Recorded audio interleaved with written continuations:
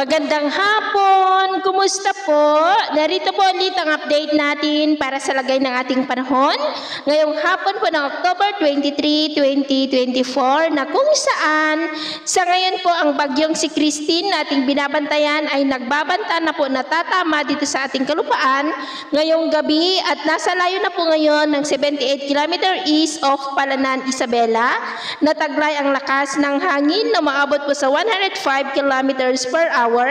na kumikilos po pa westward sa bilis na 30 kilometers per hour. At sa susunod po na mga oras ay tatama na po yan dyan po sa silangan ng Isabela, posibleng sa Palanan, Isabela, at tatawirin ang malaking bahagi ng Northern Luzon magdamag mula po sa northern part ng Isabela o southern part ng Cagayan,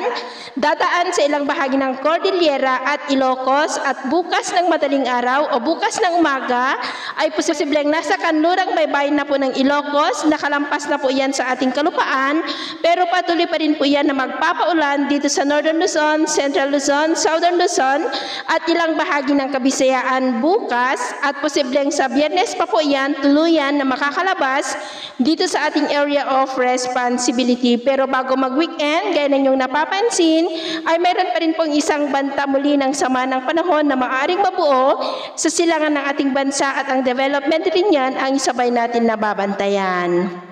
Sa ngayon po ang bagyong si Christine ay nagdudulot na ng malawakan na mga pag-uulan sa malaking bahagi ng ating bansa at nakataas na po ngayon ang wind signal number 2 ito po sa buong Northern Luzon, buong Central Luzon, kasama po ang Metro Manila, Calabarzon, maliban po dyan sa may Batangas,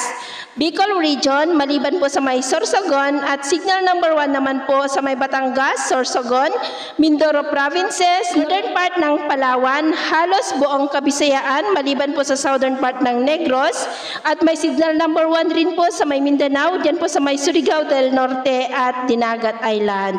At posibleng anytime ay tataas po ang wind signal number 3, lalo na po yan sa paglapit pa ng bagyo dito po sa ating kalupaan, kaya mag-ingat po tayo sa mga banta pa rin ng mga pagbaha at pagguho ng lupa.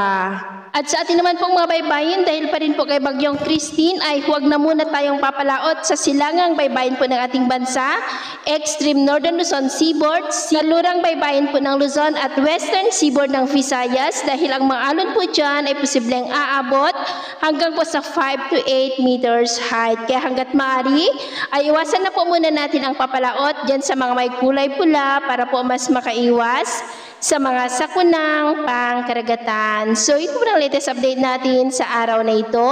At ako po muli si James na nagsasabing sa kahit na pagsubok po na darating sa ating buhay, huwag po tayong mawawalan ng pag-asa. Thank you and God bless!